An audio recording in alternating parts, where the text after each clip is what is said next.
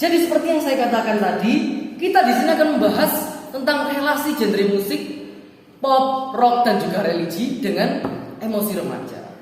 Di sini saya sudah membuatkan judul yaitu Know Yourself and Your Emotion with Music.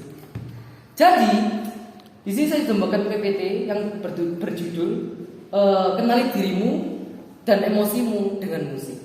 Tentu saja ini saya yang membuat. Oke, lanjut.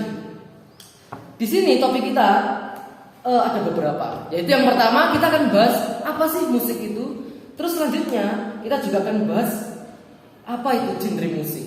Kan ada musik pop, musik rock, musik religi dan sebagainya. Terus bagaimana sih perkembangan remaja dan juga emosi remaja. Dan yang terakhir, bagaimana sih relasi dari kesemua topik yang sudah saya tunjukkan tadi terhadap emosi remaja. Oke, lanjut. Nah, apa itu musik dan genrenya?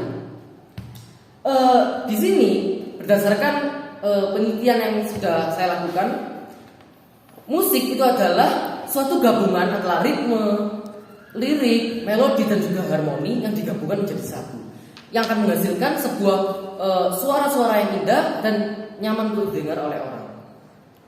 Dan ada berbagai macam jenis dari musik, yaitu seperti contohnya genre musik pop, terus genre musik rock, terus genre musik religi, K-pop dan lain sebagainya.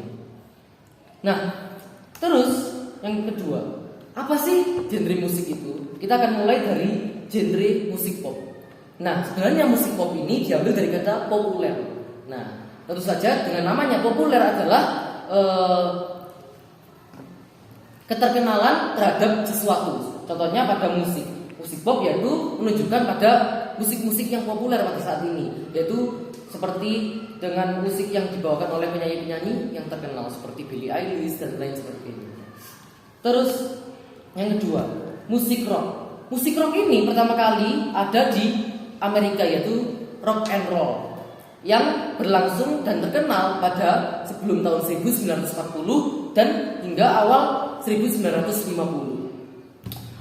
Ciri-ciri dari musik rock ini berbeda dengan musik pop. Jika musik pop, musiknya itu lebih sederhana, liriknya sederhana, tetapi mudah dicerna di kalangan orang-orang, lebih khususnya remaja.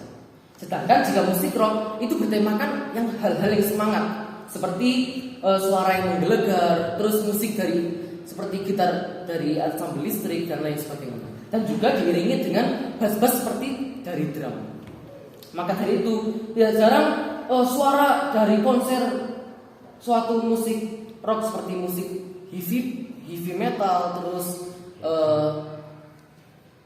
musik rock punk dan lain sebagainya itu membuat banyak sekali ketertarikan khususnya untuk album orang-orang dewasa. Maka dari itu kenapa kok anak kecil tuh tidak suka dengan musik rock?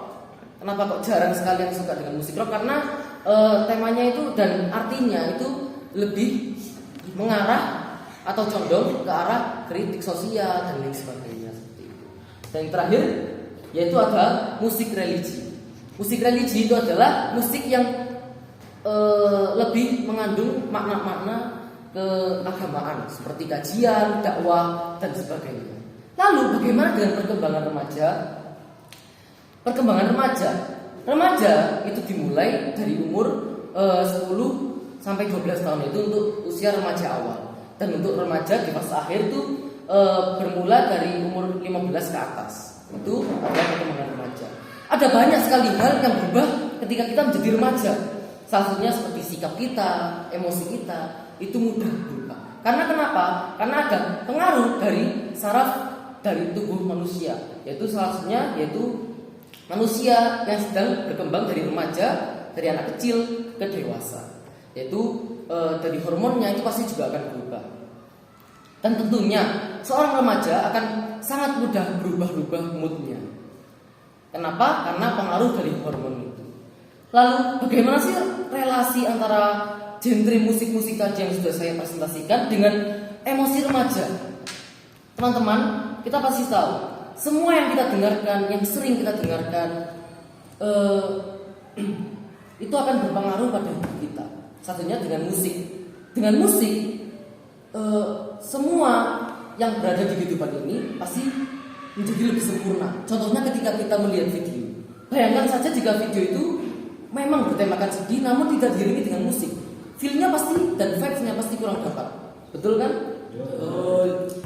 Dan terus musik dapat membuat kita menjadi tidak suntuk.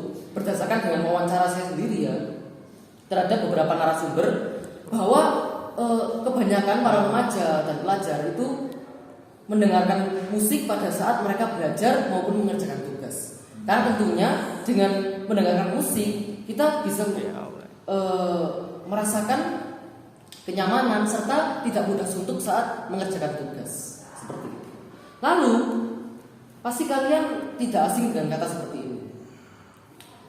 Apa yang kita dengarkan itu pasti akan masuk ke dalam pikiran kita.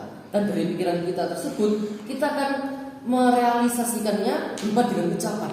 Dengan ucapan kita akan mewujudkannya dengan berupa tindakan. Dan dari tindakan kita akan menjadikannya sebagai pembiasaan dan itu akan menjadi karakter kita dan sehingga itu menjadi takdir kita. Begitu juga dengan musik. Ketika kita sering-sering mendengarkan musik yang berbau dengan tema semangat, kita pasti juga akan ikut semangat. Jika kita mendengarkan musik bertemakan sedih atau galau, kita pasti juga akan ikut suasana yang mirip dengan musik yang kita dengarkan. Jadi sampai sini sudah paham? Alhamdulillah. Jadi mungkin sekian dari saya. Maaf jika ada salah kata dan semoga bermanfaat bagi kalian semua. Wassalamualaikum warahmatullahi wabarakatuh. Waalaikumsalam.